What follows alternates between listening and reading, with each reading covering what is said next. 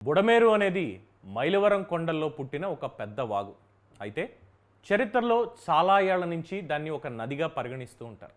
ఏడాది పొడవునా ఏదో ఒక స్థాయిలో దానిలో నీళ్లు నిండే ఉంటాయి.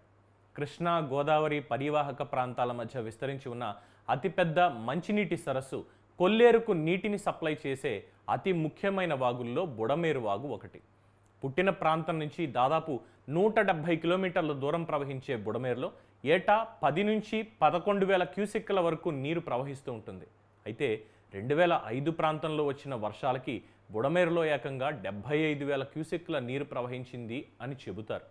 అప్పుడే విజయవాడ చాలా వరకు దెబ్బతింది. ఆ తర్వాత 2009లో మరోసారి అలాంటి పరిస్థితే ఎదురైంది. బుడమేరు వాగు తన ప్రయాణంలో చాలా మలుపులు మెలికలు తిరుగుతూ ఉంటుంది. దానివల్ల ఎక్కువ ప్రవాహం వచ్చినప్పుడు అది గట్టు దాటి చుట్టూ ఉన్న ప్రాంతాలకి చేరిపోతూ ఉండేది. అందుకే ఈ నదికి బెజవాడ దుఃఖదాయిని అని పేరు పడింది. 2 దశాబ్దాల నిర్లక్ష్యం, విజయవాడ విధ్వంసం, 2005లో వచ్చిన భారీ వరదలు చూసిన ఇరిగేషన్ శాఖ బుడమేరు నది పొడవునా ఒక రిటైనింగ్ వాల్ నిర్మించాలనే సూచన చేసింది. దీనిపై అప్పట్లో కొంతమేర వర్క్ జరిగిన తర్వాత పూర్తిగా పక్కన పెట్టేశారు. బుడమేరు నుంచి నీరు 2 భాగాలుగా, ఒకటి డైరెక్ట్గా కొల్లేరు చేరుకుంటే మరొకటి కృష్ణాలో కలుస్తుంది. ఈ కృష్ణాలో కలిసే భాగం మధ్యలో పోలవరం నుంచి వచ్చే కాలువతో చేరుతుంది. కొల్లేరుకు వెళ్లే నది మధ్యలో కృష్ణా నుంచి విజయవాడ సిటీ మధ్యగా ప్రవహించే ఏలూరు కెనాల్లో కలుస్తుంది. బుడమేరు ప్రవహించే ప్రాంతంలో ఈ 2 దశాబ్దాల్లో విపరీతంగా భూ ఆక్రమణలు, రియల్ ఎస్టేట్ వ్యవహారాలు పెరిగాయి. పోలవరం పట్టిసీమ కెనాల్ ఇబ్రహీంపట్నం దగ్గర సంగమంలో కలుస్తుంది. బుడమేరు పోలవరం కెనాల్లో కలిసే చోట వెలగలేరు దగ్గర ఒక రెగ్యులేటర్ ఉంది.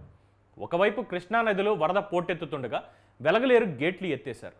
దానితో ఇంకా ప్రవాహం పెరగడంతో పున్నమి ఘాట్ దగ్గర నుండి భవానీపురంలోకి కృష్ణా వరద ప్రవహించి నగరాన్ని ముంచెత్తింది.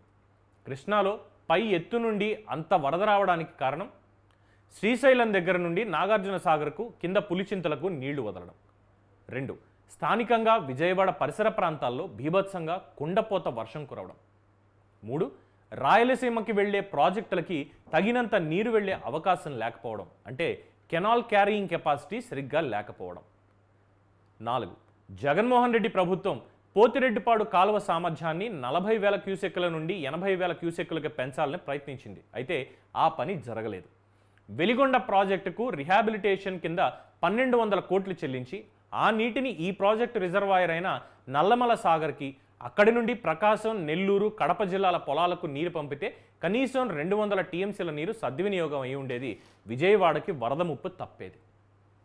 సర్వం నాశనం అయిపోతే కానీ తత్వం బోధపడుతుంది అనే సామెత కూడా మన జనానికి సరిపోదు. గట్టిగా వర్షాలు పడినప్పుడల్లా ఓవైపు 3,000 టీఎంసీలకు పైగా నీరు శ్రీశైలం నుండి సముద్రం పాలవుతుండగా దీన్ని ఎలా వినియోగం చేసుకోవాలో చర్చించకుండా, దానికి తగిన చర్యలు తీసుకోకుండా నీరు ఎలా పంచుకోవాలి, ఎవరి వాటా ఎంత, ఎవడెంత దొంగతనం చేస్తున్నాడు అని కర్ణాటక, తెలంగాణ, ఆంధ్ర రాజకీయ నాయకులు రాజకీయం చేస్తుంటారు. ఈ దేశం బాగుపడదు ఇలాగే ఉంటే. మొత్తానికి బుడమేరు కష్టాలు విజయవాడ వాసులకి ఎప్పుడు తీరతాయో.